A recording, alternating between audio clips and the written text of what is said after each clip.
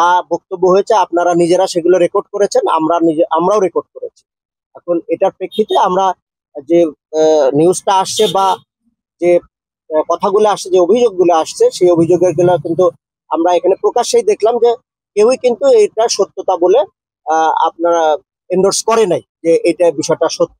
তো আমরা বিষয়টা একাধিকবার এখানে এসেছি এবং বলেছি, প্রকাশ্যে বলেছি কাউকে কোনো রূপ টাকা দিবেন না।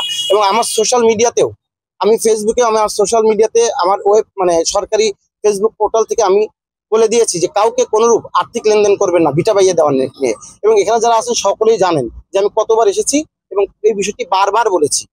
সুতরাং আমি আপনাদেরকে বিনীত অনুরোধ করব যে বা যারা যাই করুক বা লিখুক, আপনারা সত্যের পক্ষে থাকেন এবং সুষ্ঠু বাজার ব্যবস্থাপনার স্বার্থে নিজেরা ডিসিপ্লিন থাকবেন। ধন্যবাদ সকলকে। আসসালামু আলাইকুম। এখানে স্বচ্ছতার ভিত্তিতে এবং কাজের গুণগত মান দেখার জন্য আমাদের টেকনিক্যাল টিম আছে, আমি আছি, সবাই এগুলো দেখতেছেন, সুন্দরভাবে কাজ হচ্ছে।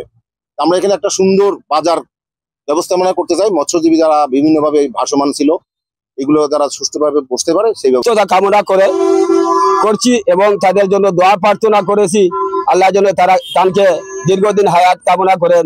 সেই মহান ব্যক্তি হলেন আমাদের সাতক উপজেলার ইউনো মহোদয়। আজ অব্দি স্যার আমরা একটি সাদা পানিও ওনাকে ধরে দিতে পারি না। এই জায়গাটুক স্যার, ওখানে দোকান ছিল লাঙ্গার, 2বার 3বার ভাঙ্গা হয়েছে। এরা ওই জায়গা দোকান বসাইয়া সিকিউরিটি লইতো, ভাড়া লইতো। মানে তার অসুবিধা হয়েছে আমরা এই জায়গার উপরে।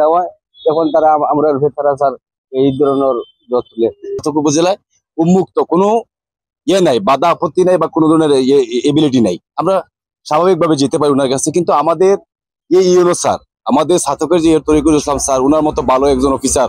মিথ্যা প্রবাদ যা সাংবাদিকরা, অনেক অসাধু ব্যবসায়ীরা ভূমি খেকুরা আমাদের মৎস্য ব্যবসায়ী এবং আমাদের ক্ষুদ্র ব্যবসায়ী এবং আমাদের ইউনো মহোদয়ের ভিতরে মিথ্যা অপবাদ দিচ্ছে, এটা সম্পূর্ণ মিথ্যা। এটা আপনার বাজার ভাষায় আপনারা জানেন, সেটা সম্পূর্ণ মিথ্যা না, সম্পূর্ণ মিথ্যা। আমি বিনীত অনুরোধ করবো আমাদের ডিসি মহোদয়, আমাদের ক্ষুদ্র ব্যবসায়ীদেরকে একটা ব্যবস্থা করে দেন। মিথ্যা বক্তব্য, খুব ভালো মানুষ। আমরা চাইনি যে দুপুর হল করে আল্লাহ হায়াত দান করুক।